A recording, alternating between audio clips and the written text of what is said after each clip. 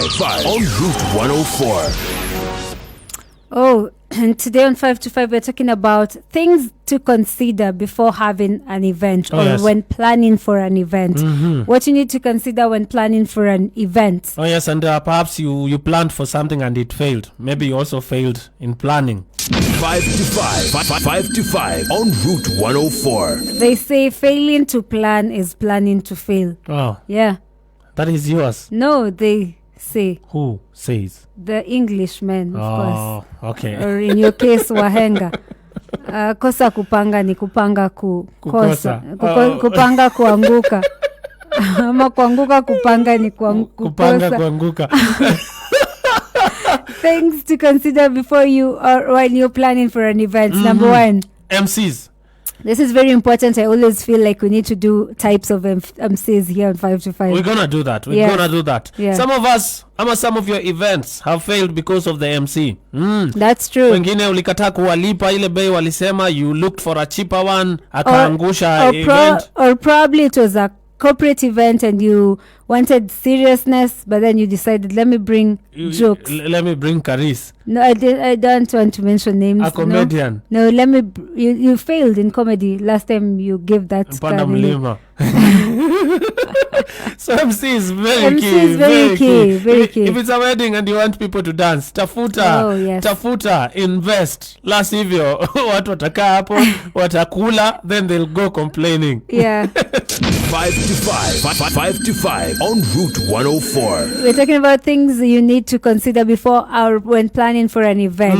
And number 2, the target audience. Yes. You know what? You can have 1 million people coming to an event, but then they will leave. Now maybe whatever you wanted haitakuwa fulfilled. So the target audience is very key. Yes. Yeah, usiite sisi kina baba kwa baby shower.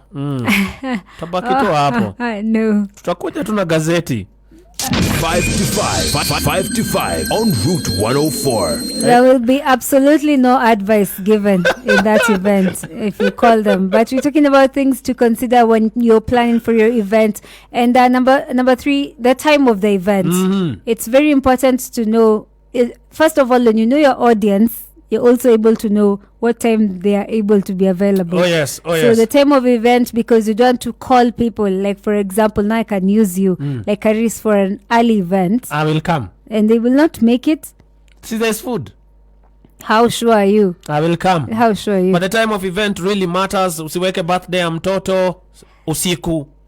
5 to 5 on Route 104. But normally adults upatikane usiku. Birthday ya mtoto 2 years, 3 years, wacha watoto washereke. Eka mchana. But usiku lazima kuwe na jioni where now the parents, watu wazima, they come for their children as they eat. Jioni? Yes. No, usiku, I'm saying usiku.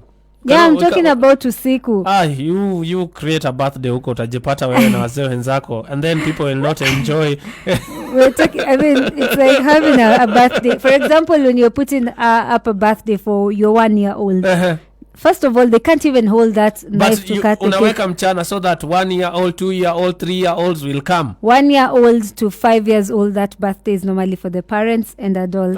Kuna. Yeah, I'm telling you. You put yours for 50 years, enjoy. Okay, time of the event is important. True. Yeah, we're just differing on the kind of event. 5 to 5 on Route 104. Oh yes, and a very important, very important, underline very, is food. Yes. And again, I say the time of event will determine, is there food? No, but there are common foods. No. If I'm calling you for an early morning event, I will just make tea available. Yes. Just that. But for me, if you put something extra kwa topping ya tea, I'll come bado. You don't have to come. Sana. The less the people, the better. You see? 5 to 5 on Route 104. But food is very important. You can't call people to have an event that is, going for a whole day and there's no food. Yeah, lazima tutandase malazi kwa tumbo. And things that you need to consider before having an event. Number 5, which according to me is also very important, the venue. For example, if you're having a graduation ceremony, you have to look at a place where watu wanaweza kuja, an outdoor place, we can celebrate and dance. Yeah, and if it's a conference, you cannot put us nje kwa baridi, you see. So you have to know the venue. Yes, these are some of the things that are important for you to consider when you're planning for the event. Don't think about them after, just think about them as you're planning. And also ask people who planned events that failed. Walienda wapi wrong, so you correct.